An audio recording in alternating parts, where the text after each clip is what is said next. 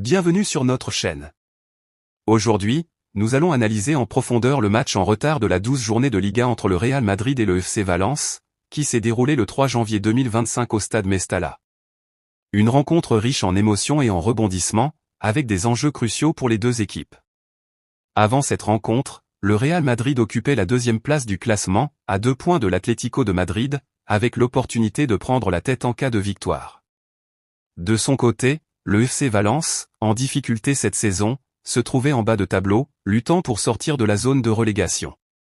Le match s'annonçait donc décisif pour les deux formations. Le coup d'envoi est donné dans une ambiance électrique au Mestalla.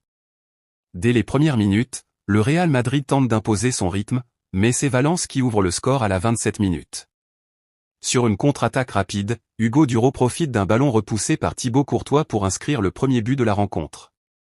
Les Madrilènes réagissent immédiatement, multipliant les offensives, mais se heurtent à une défense valencienne bien organisée et à un gardien, Stol Dimitrievski, en grande forme.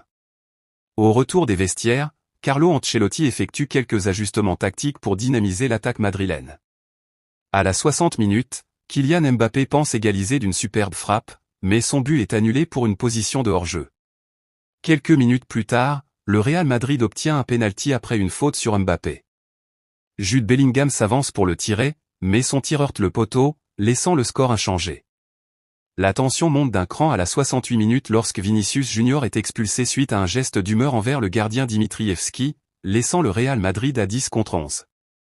Malgré cette infériorité numérique, les Madrilènes ne baissent pas les bras. À la 85 minutes, Luka Modric, d'un extérieur du pied magistral, égalise, redonnant espoir à son équipe. Dans les arrêts de jeu, alors que le match semble se diriger vers un nul, Jude Bellingham se rattrape de son pénalty manqué en inscrivant le but de la victoire à la 90+5 minutes, suite à une erreur défensive de Valence. Le Real Madrid l'emporte finalement 2-1, réalisant une remontée spécifique. Cette victoire permet au Real Madrid de prendre la tête de la Liga, avec 2 points d'avance sur l'Atlético de Madrid. Les statistiques du match reflètent la domination madrilène, avec une possession de balles de 62% et 15 tirs, dont 7 cadrés, contre 8 tirs pour Valence. Cependant, l'expulsion de Vinicius Junior pourrait poser des problèmes pour les prochains matchs, en attendant la décision de la commission de discipline. Ce match restera dans les mémoires comme un exemple de résilience et de détermination de la part du Real Madrid, capable de renverser la situation malgré l'adversité.